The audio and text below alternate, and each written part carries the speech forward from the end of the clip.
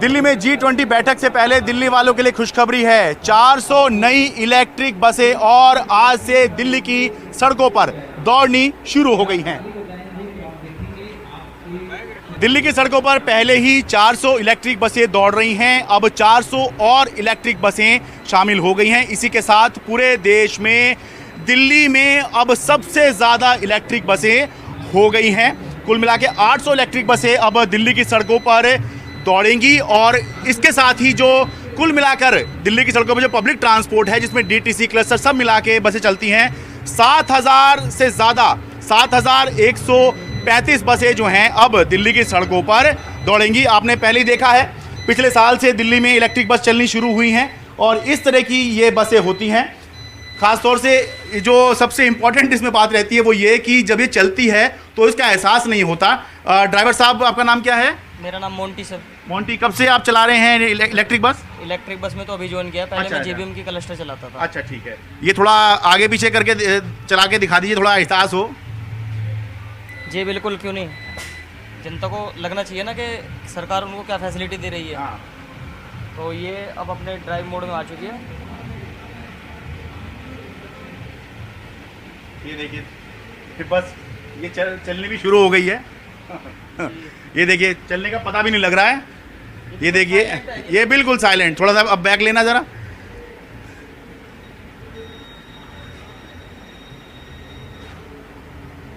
ये देखिए, कोई आवाज़ जो है इसमें होती हुई पता नहीं लगती है। और इसकी सुविधाएं इसके अंदर क्या क्या हैं, जैसे आजकल नई बसों में हो ही रहा है। एक तो CCTV दिखाई दे रहा है और क्या पैनिक बटन भी है।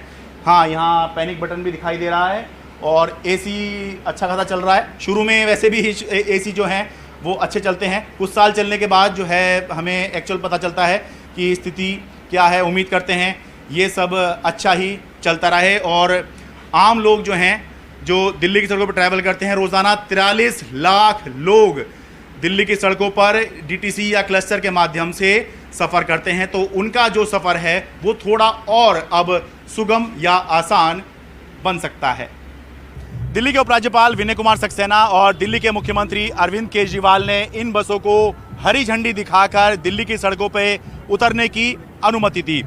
13 साल के अंतराल के बाद, यानी कि 2010 के बाद संभवतः ये पहली बार है कि इतनी बड़ी संख्या में एक साथ बसें दिल्ली की सड़कों पे उतर रही हों। 400 इलेक्ट्रिक बसें एक साथ दिल्ली की सड़कों पर उतरेंगी। कॉमनवेल्थ के गेम्स के समय पर इस तरह से हुआ था। इसके बाद छोटी छोटी संख्या में बसें दिल्ली की सड़कों पे एक साथ आती रही, कभी 100, कभी 150, लेकिन 400 बसें जो हैं लगभग 13 साल के अंतराल में पहली बार एक साथ दिल्ली की सड़कों पर उतर रही हैं।